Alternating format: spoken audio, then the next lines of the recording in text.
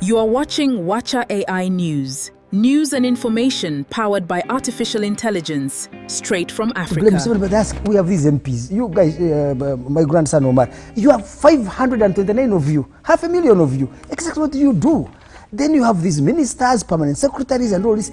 How can the destiny of Uganda depend on one old man of 80 years who has no experience of how to manage a modern city? This country is in such shit. I'm sorry to use French. I always tell Welcome to people The Explainer. Today, we are diving into something really fascinating. We've got our hands on a highly charged open letter from Ugandan President Yoweri Museveni, and honestly, it's a masterclass in how you defend a long-term economic strategy. It's a fiery piece of text, weaving together deep economic theory with some pretty intense political combat. Now, our objective today is simple. We're going to objectively break down the anatomy of his arguments. We're not here to take political sides, not at all.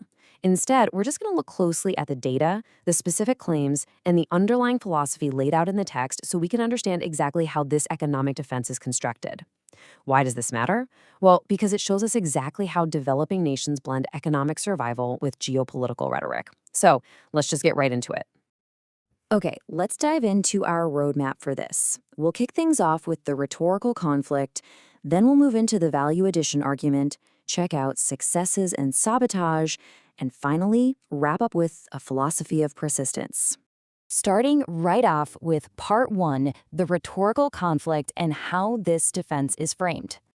Take a look at this incredibly striking quote right from the text. Museveni writes, "You will, however, discover that at 82, I am still able to defend Uganda and myself with the Bible, the AK-47, and the pen." I mean, wow, right? That is an incredibly evocative and, let's be honest, aggressive image. Right out of the gate, he's establishing his identity as a Sabawanye, a stubborn freedom fighter. He's directly facing off against his critics here, specifically calling out journalist Andrew Mwenda, who he basically categorizes as a neo-colonial agent trying to undermine him. The tone here is very deliberate. This isn't just some dry academic economic white paper, it's an active battleground.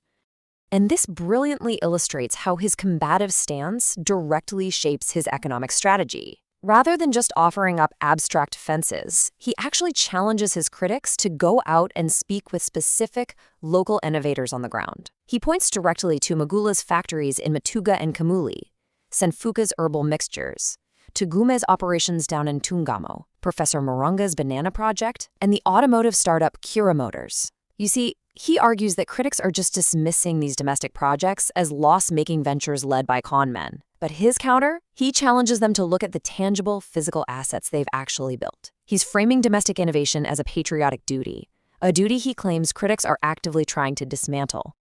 Moving on to part 2, we get to the intellectual center of the text, the value addition argument. Let's explore the core economic math here. So the entire economic argument really rests on this one core concept, value addition. The manifesto defines this as the strategy of processing raw materials domestically before exporting them. The goal is to retain the absolute maximum financial value right within the country's borders. Think of it like this. It's like selling someone raw flour and sugar for absolutely pennies, only to turn around and buy back a fully baked cake from them for a massive premium. Museveni's argument is that exporting unprocessed raw materials is a fundamentally broken system. It's a system maintained by what he calls parasites, and it's literally costing Africa immense wealth, trapping nations in what he describes as the neo-colonial doldrums. Let's actually look at the specific math he provides to back this up. He uses gold as a primary example here, and the disparity is wild. The text states that exporting raw gold at about 84% purity yields roughly $60,000.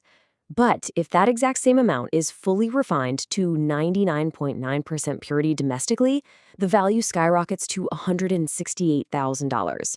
Just look at that massive difference. These numbers are exactly what anchors his whole argument against the neo-colonial economic status quo. He presents this not just as a missed opportunity, but as a catastrophic financial loss for a developing nation if they don't step up and refine their own minerals.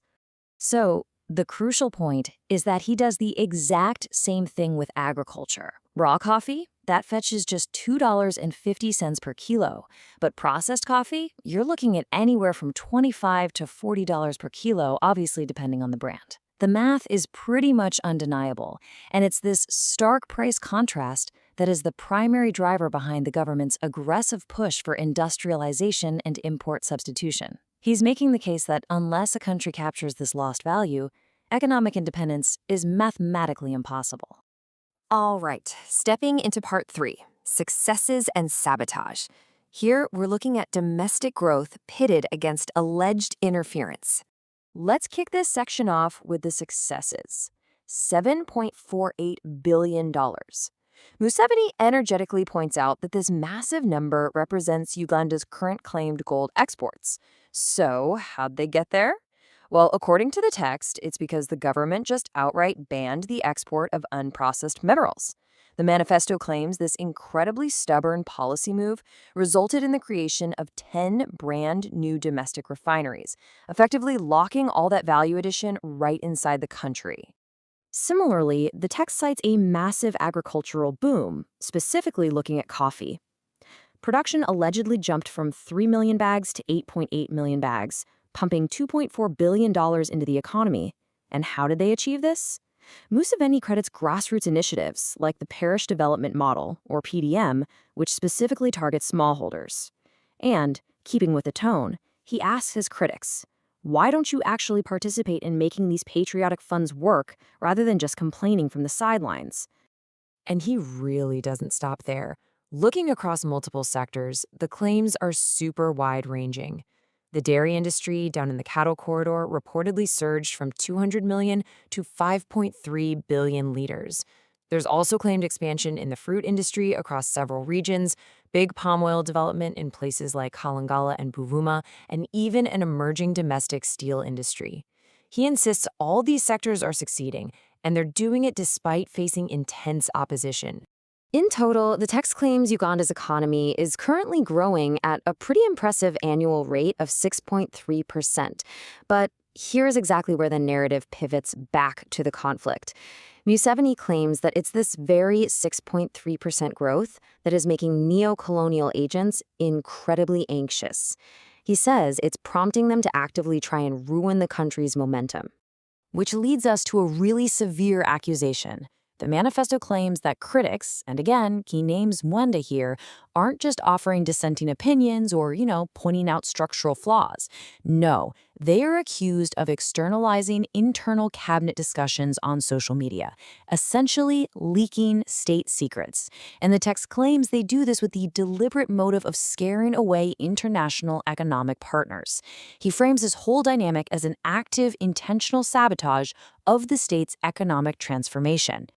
Let's move to and see how this builds a larger narrative, because Museveni traces a timeline of this alleged sabotage to prove it's not just a new phenomenon. He points all the way back to 2003, claiming critics sabotaged the AES Bujagali electricity project. Now, that project was intended to produce incredibly cheap power. We're talking 4.9 cents per kilowatt hour. Because of that specific interference, he claims, consequential load shedding, or rolling blackouts, began in 2005. So he connects that historical grievance directly to the present-day social media campaigns, basically painting this long-term pattern of deliberate economic interference. To completely dismiss these saboteurs, the text drops this fantastic local proverb, Ebikorimu bienkoko tebita kamunyi, which translates to, the curses of the chicken do not kill the kite. It's a highly defiant, almost mocking statement, really. The author's basically asserting that the larger mission of domestic transformation, that's the kite, is going to continue to fly high, completely unbothered by the complaints of those stuck on the ground. All right, entering our final act, Part 4, A Philosophy of Persistence, and unpacking the underlying worldview here. The text outlines the strict ideological framework built on 4 key pillars: patriotism, Pan-Africanism, socio-economic transformation, and democracy.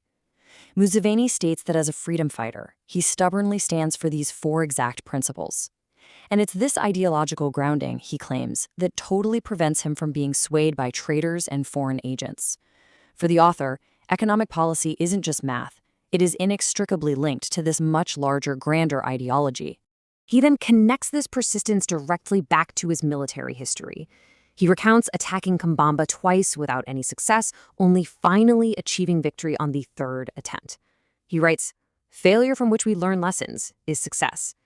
And honestly, this is absolutely crucial to understanding his economic policy.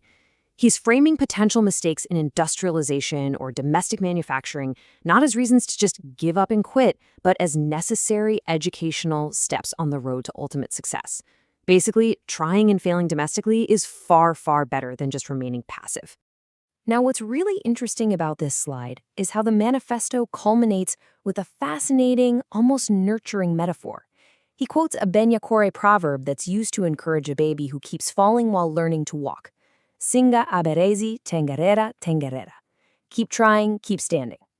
He sharply contrasts this nurturing approach with his critics, who he labels omwinazi, or ill-wishers, people who look at a struggling domestic economy and just declare, well, the child will never stand. And that brings us to the end of this explainer. The manifesto leaves us with a truly fascinating intersection of fiery ideology and raw economic data. It raises a much, much larger question for literally any developing economy. How does a post-colonial nation effectively balance intense political rhetoric and the scars of history with a pragmatic, forward-looking economic strategy? It's an incredibly complex balancing act, and as we've seen today, the debate around it is fiercely contested. So, what do you think? Thank you so much for joining me for this explainer. I hope it helped you understand the real anatomy of this defense. Keep learning, and I'll see you next time.